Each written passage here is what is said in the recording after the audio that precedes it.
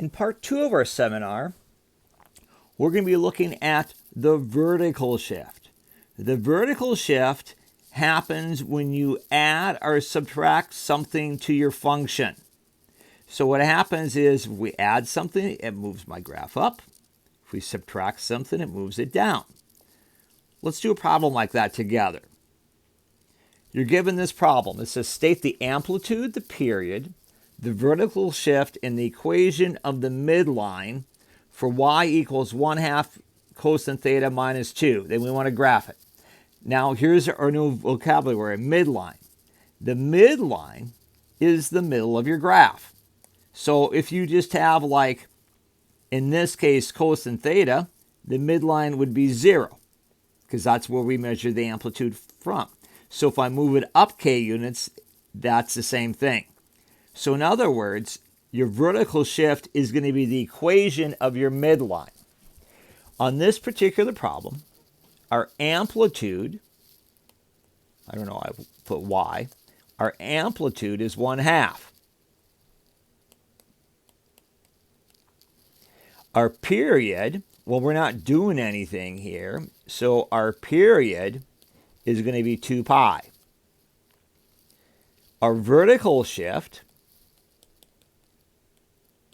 notice we're subtracting 2, so our vertical shift is going to be down 2. I'll put -2. And then our equation for midline, well, since we're going down 2, the equation for midline is going to be y equals -2. Now, when we graph this, there's 2 ways to graph it. You can do it through a system of transformations, or you can make a table, or you can do a combination of either one of those. I think I'm going to start here with the transformations. So here's my graph. I'm going to graph my parent function. So I'm going to first graph y equals cosine theta. That's my parent function. So I know cosine theta starts at 1. It goes down to negative. Whoa, that's not very accurate.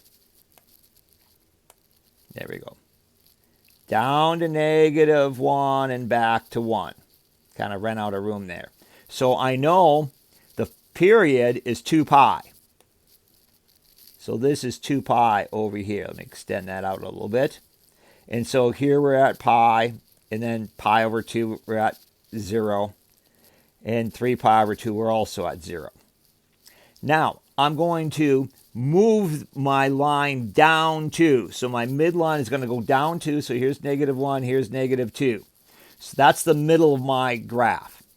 Rather than being up 1, I'm going to go up 1/2 from my midline. So I'm going to go up here at -1.5, because that's my amplitude.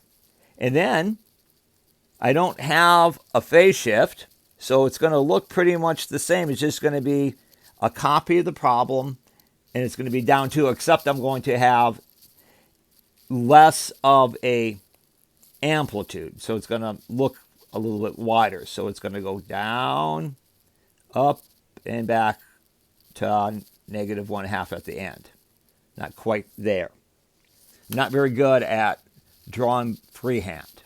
If I put the scales in there, that would be it. Now, you could have made a table, and that's what I suggest you do.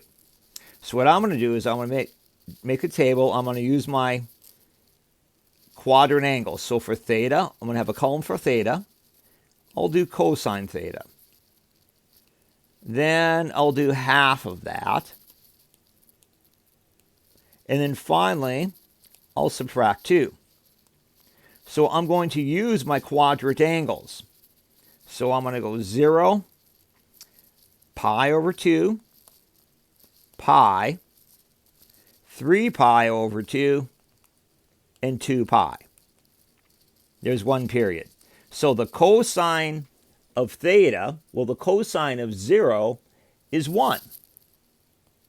The cosine of pi over 2 is 0. The cosine of pi is -1. The cosine of 3 pi over 2, we're back to 0. And that 2 pi, we're going to be at 1. Now we're going to take half of that. So that'll be 1/2, 0, negative 1/2, 0, and 1/2. Now, I put -2 here. I should have said half a cosine theta -2. But really, I'm just going to subtract 2 from each number there. So 1/2 minus 2 would be negative 1/2, all right, negative 3 over 2. 0 would be at negative 2.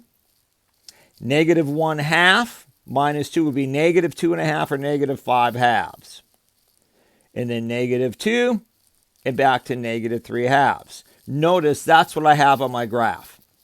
So when you're at 0, we're at negative 3/2. When we're at pi over 2, we're at negative 2. At pi, we're at negative 5/2, negative 2, and 3/2. I find it easier to graph it that way, but you can graph this way if you so choose, or the transformation way if you so choose.